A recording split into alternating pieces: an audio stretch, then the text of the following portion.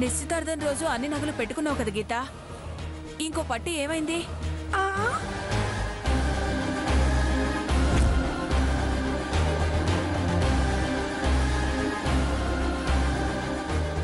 అదే నాకు అర్థం కావట్లేదమ్మా. నాకు 2 పట్టీలు పెట్టుకున్నట్టే గుర్తుంది. ఇప్పుడు ఆ పట్టి ఎక్కడుందో ఏమైందో గుర్తులేదు, అంతేగా?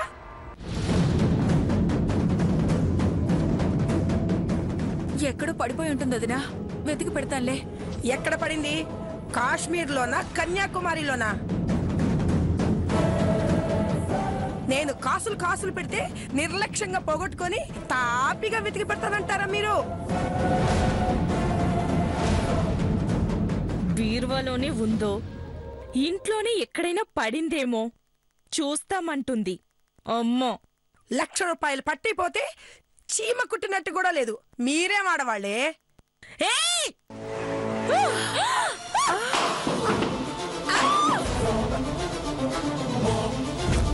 ఆపండి!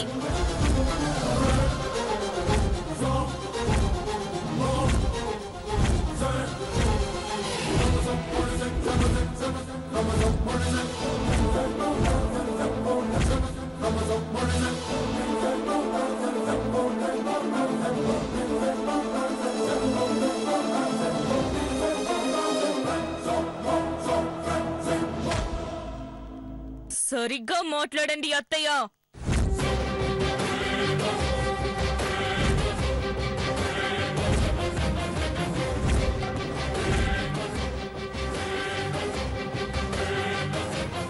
నేను సరిగ్గానే మాట్లాడుతున్నాను, మీరే సరిగ్గా లేరు.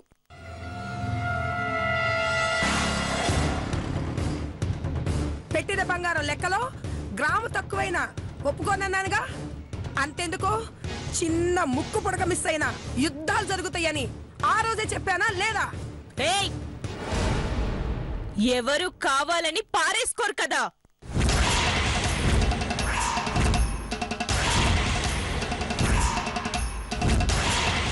ఎవ్వరు పారేసుకోరు. అవసరం వస్తే అమ్ముకుంటారు, లేదా తాకట్టు పెట్టుకుంటారు. ఏం మాట్లాడుతున్నావు? అంత కర్మ మాకేం పట్లేదు. 50 లక్షలు కట్నం ఇచ్చేవాళ్ళం 1,00,000 రూపాయలకి కక్కుర్తి పడి బంగారం అమ్ముకుంటామా?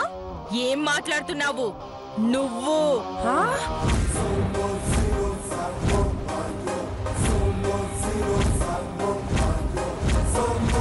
ఏంటి?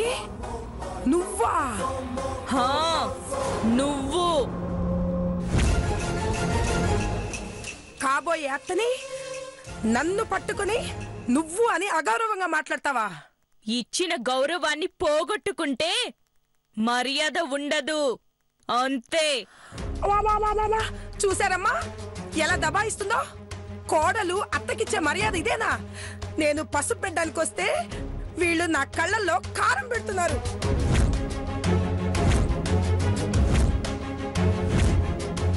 వదినా, అపార్థం చేసుకోకండి. కాలిపట్టి కనపడట్లేదని రాద్ధాంతం చేస్తే మన పరువే పోతుంది. నీ పరువు పోతే నాకేంటమ్మా, కానీ నా బంగారం నాకు కావాలి. 1,00,000 రూపాయలు పుణ్యానికి వచ్చి అనుకుంటున్నారా?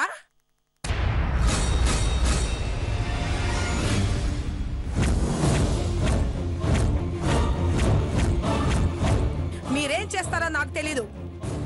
నేను కొన్న పట్టి ఎల్లుండి పెళ్లి పందిర్లో గీత కాలుకుంటే సరి, లేదంటే మేమెవ్వరం విడిదింట్లో అడుగు పెట్టాం.